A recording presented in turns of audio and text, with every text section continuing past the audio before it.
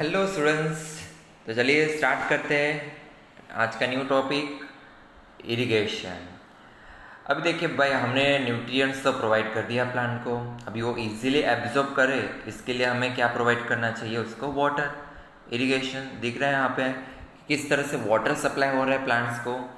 Then उसके बाद हम देखेंगे एक MCQ.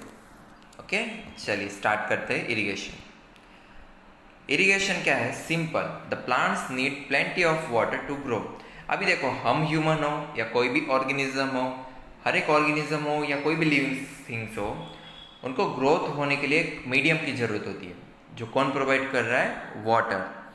The farmers need to supply of water to crops at regular intervals.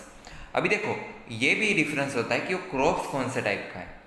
अगर सपोज खरीफ क्रॉप है तो मीन्स एक्सेस से उन्हें वाटर अप्लाई करना होगा, सप्लाई करनी होगी मुझे। रबी क्रॉप्स है तो कुछ लिमिट तक। तो ये डिफरेंट टाइप्स के क्रॉप्स के ऊपर डिपेंड करेगा कि इसको वाटर की कितनी ज़रूरत है। This practice is called irrigation. Different types of crops require different amount of and frequency of irrigation. Depend करेगा कि वो क्रॉप्स कौन सा है। जैसे कि kharif crops need more water than rabi crops. जैसे खरीफ क्रॉप कहाँ पे कब ग्रो करे? रेनी सीजन में, मानसून सीजन में। तो ऐसे क्रॉप्स जिनको ज़्यादा रिक्वायरमेंट होती है वाटर को, तो हमें एक्स्ट्रा वाटर उसको सप्लाई करना होता है। बट जिसको रिक्वायरमेंट ही नहीं है, जैसे रबी क्रॉप को, तो हमें थोड़ा लिमिट तक उसको सप्लाई करनी होती है वाटर को। तो उसको हम क्या कहते हैं? रबी क्रॉप मीन्स इरिगेशन। अभी देखिए, सोर्स क्या है इरिगेशन जहाँ से हम वाटर को सप्लाई कर सकते हैं अप टू द क्रॉप्स। तो वेल्स के थ्रू कर सकते हैं या ट्यूब वेल्स में से वाटर ले सकते हैं। पॉन्ड्स हो गया, लेक्स हो गया, रिवर्स, कैनल्स।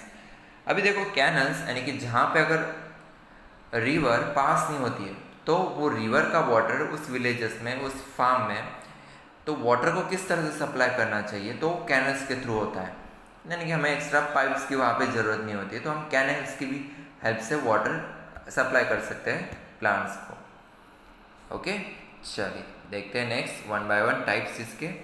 अभी ट्रेडिशनल मेथड हमें देखिए, एंशियंट मिडावल में डिफरेंट टाइप्स मेथड यूज करते थे इरिगेशन के लिए। देन मॉडर्न टाइम में भी कुछ डिफरेंट मेथड्स। तो फर्स्ट हम देखते हैं ट्रेडिशनल मेथड। फर्स्ट हम देखते हैं मोट मेथड। ट्रेडिशनल में उसका फर्स्ट आता है मोट, जिसको हम कहते हैं पुली सिस्टम। अभी देखो, इमेजेस में तो आपको शो ही हो गया होगा कि यहाँ पे किस तरह से वाटर सप्लाई होने वाला है। तो एक रोप होगा, एक बकेट होगा और एक ह्यूमन रिसोर्स की वहाँ पे ज़रूरत होगी कि जिसके थ्रू वाटर को सप्लाई कर सके to the crops. Okay, show ही हो रहा है, आपको दिख रहा है यहाँ पे।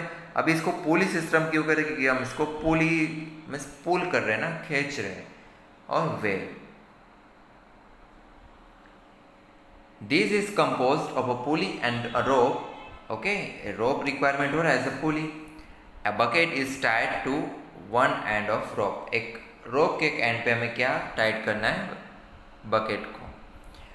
Another end of the rope is pulled through over the pulley in order to draw water। फिर एक दूसरे पार्ट से हमें क्या करना है? पुली करना है, खींचना है और फिर देन सप्लाई करना है। Generally the rope is tied and pulled by animals such as bullock। अगर ह्यूमन अगर नहीं करना चाह रहा तो वो एनिमल्स की भी हेल्प ले सकता है। ओके, पुली सिस्टम में। तो ये तो हो गया सिंपल पुली सिस्टम। नेक्स्ट हम देखते हैं चेन पंप मेथड। देखो, नेम पर से ही शो हो रहा है कि इसमें हम क्या कर रहे हैं? यूज़ कर रहे हैं pump as well as chain. तो मिस आपको डायग्राम में शो हो रहा है, एक 2 व्हील्स की रिक्वायरमेंट होगी। एक व्हील्स जो होगा वो वाटर में डीप होगा और जो सेकेंड व्हील होगा वो अपर साइड होगा, मीन्स जहाँ पे हमारा फार्म एरिया होगा उसके साथ। यानी कि यहाँ से वाटर पास होगा और यहाँ से फिर ये रिमूव करके वो फार्म में ऐड होगा। The chain pump is composed of wheel which is turn with the help of chain. 2 wheels requirement हो गए, रोटेट किसकी हेल्प से होंगे? चेन की हेल्प से। Many circular disc are fitted along with the chain, जिसको हम कहते हैं bucket. Moment of disc along with the chain helps in drawing water. जितना चेन इजीली मूवमेंट करेगा उतना ही ये रोटेट करेंगे और इजीली बकेट में से वाटर विड्रॉ होगा। जैसे यहाँ पे शो हो रहा है चेन पंप। देखो, एक जो व्हील है वो कंप्लीटली डीप है वाटर में और एक अपर साइड है। The two wheels are connected by chain. Below the bottom wheel there is a source of water like pond and river lake. तो दो टू व्हील्स में से एक व्हील वाटर के अंदर डीप होगा और एक अपर साइड होगा वाटर के. The handle attached to upper end of rotate by the farmer. The wheels start rotating and the bucket hang are filled with water. यहाँ पे क्या होगा कि हैंडल होगा, अगर आपको डायग्राम में शो हो रहा है तो ये देखिए, ये क्या है हैंडल. तो उसी के हेल्प से वो क्या कर सकता है, रोटेट कर सकता है. कौन, फार्मर. और फिर देन वाटर को सप्लाई कर सकता है. क्लियर. यहाँ पे देखिए जैसे पुली मेथड में है ना, तो हमें पुली सिस्टम याद रखना किस तरह से पुलिंग कर रहा है. चेन पंप में वैसे ही याद रखना कि चेन होती है, टू व्हील्स होते हैं. बस वही थियरी हमारे माइंड में होनी चाहिए, वही इमेजेस, और इमेजेस के पर से हम क्या है इजीली आंसर लिख सकते हैं. नेक्स्ट हम देखते हैं. Then this water in the bucket is emptied into the field. जैसे मूवमेंट होता ही रहेगा तो एक एंड एम्प्टी होता रहेगा और एक फिल अप होता रहेगा. नेक्स्ट हम देखते हैं ढेकली मेथड. तो देखो ढेकली मेथड में क्या हो रहा है, जैसे एक रिवर मीन्स वाटर का सोर्स होगा, एक बड़ा सा रोड होगा, उसको लीवर के साथ अटैच किया हुआ है. ओके, यहाँ पे एक पर्सन रिक्वायरमेंट होगा, वहाँ से वाटर लेगा और लीवर के थ्रू रोटेटर के फार्म के अंदर वाटर को सप्लाई करेगा. देखते हैं. The dhekli is composed of long wooden beam which turns around a lever. तो ये क्या है, एक लीवर है जो इजीली हम टर्न करवा सकते हैं रोड्स को. A bucket is fitted at the longer and of the beam. जैसे यहाँ पे देखो किस तरह से उन्होंने बकेट फीड की हुई है एंड ऑफ द बीम्स. ये rod, the shorter end is press and rest by foot to feel and left the water. यहाँ से हमें क्या करना है, प्रेस करना है, फिर वहाँ से पास करके फार्म के अंदर वाटर को सप्लाई करना है. तो ये सिंपल क्या हो गया, ढेकली मेथड, जिसमें लीवर भी होगा एज वेल एज बीम भी इन्वॉल्व होगा. थर्ड और फोर्थ हम देखते हैं राहत मेथड. देखो राहत और चेन पंप मेथड में कंफ्यूज मत होना. राहत में क्या होगा, एक सिंगल व्हील हमें रिक्वायरमेंट होगी और उसके साथ बकेट फिक्स होंगे. और चेन पंप में हमने देखा चेन की रिक्वायरमेंट भी थी एज वेल एज वहाँ पे टू व्हील्स रिक्वायरमेंट थे. वहाँ पे हम हैंडल्स के थ्रू करवा सकते थे, यहाँ पे हमें एक्स्ट्रा कैटल्स की भी ज़रूरत होगी. इसको हम क्या कहते हैं, पर्शियन व्हील. क्यों, क्योंकि ये पर्शियन मेथड्स हम कहते हैं इसको, because it came from Persia. The rahat is composed of big wheel with bucket fitted on the rims. तो हर एक रिम्स में क्या अटैच है, bucket. The rahat is turn with the help of cattle which helps in drawing water from reservoir. तो यहाँ पे हमें किसकी रिक्वायरमेंट होती है, कैटल्स की, जहाँ से वाटर फिल होगा और फिर यहाँ से विड्रॉ होगा. जैसे यहाँ पे शो हो रहा है किस तरह से वाटर विड्रॉ हो रहा है. When the bullock moves, the system rotates.